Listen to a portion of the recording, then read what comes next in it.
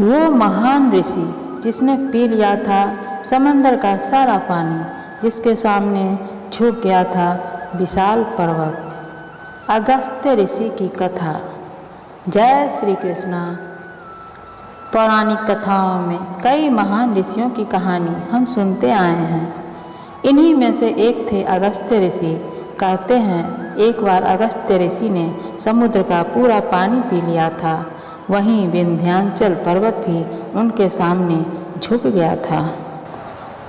उनमें इतनी ताकत थी कि विंध्याचल पर्वत को झुका लिया था। उन्होंने श्री राम को ऐसा मंत्र दिया जिससे रावण का वध करने में मदद मिली। सुनते हैं ऐसे ऋषि की कहानी।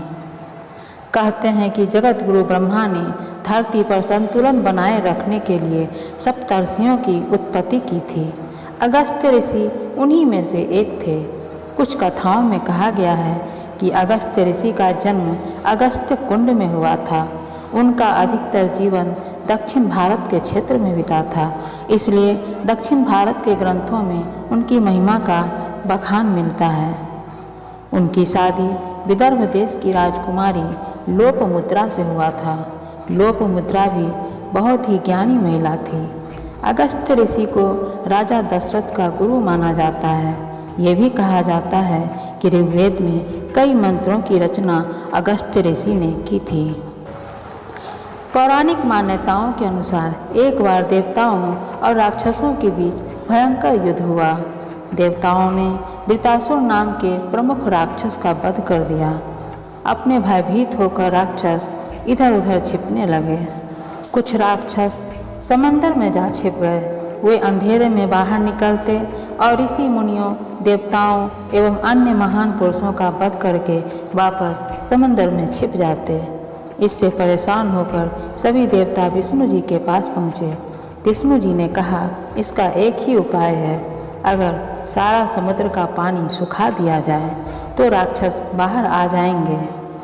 इस काम में सिर्फ एक ही महापुरुष मदद कर सकता है और वो हैं अगस्त्य ऋषि।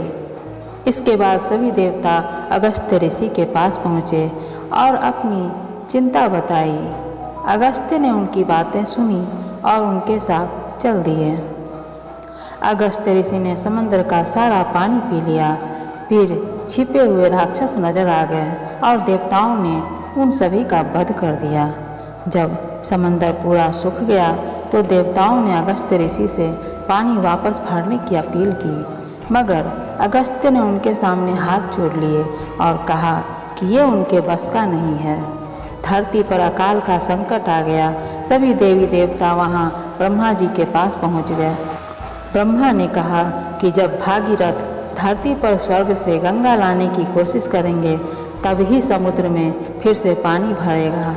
अगस्त्य ऋषि से जुड़ी एक और कथा है। कहते हैं कि एक बार भारत के मध्य में बसे विंध्य पर्वत को मेरू पर्वत से ईर्ष्या हो गई।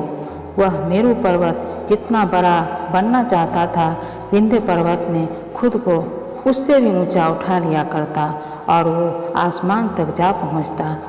इससे सूरज चंद्रमा सारे छिप गए और धरती पर अंधेरा छाने लगा। तब कुछ लोग अगस्त्य ऋषि के पास आए और इसका उपाय निकालने को कहा। अगस्त्य ऋषि उस समय उत्तर भारत में रहा करते थे। उन्होंने विंध्य पर्वत से कहा, नीचे झुको, मुझे दक्षिण की ओर जाना है। ऋषि की महानता को देख विंध्य पर्वत ने तुरंत हामी भर दी और अपना कद छोटा कर लिया। इससे धरती पर फिर से सूरज और चंद्रमा चमकने लगा। ऋषि ने यह भी कहा कि जब तक वे दक्षिण से उत्तर की ओर वापस न लौटें तब तक वह अपना कद न बढ़ाएं। विंध्य पर्वत ने उनकी ये बात भी मान ली। ऋषि अगस्त्य फिर दक्षिण आए और वहीं बस गए। वे कभी उत्तर की ओर नहीं गए और विंध्य पर्वत ने भी अपना कद नहीं बढ़ा पाया।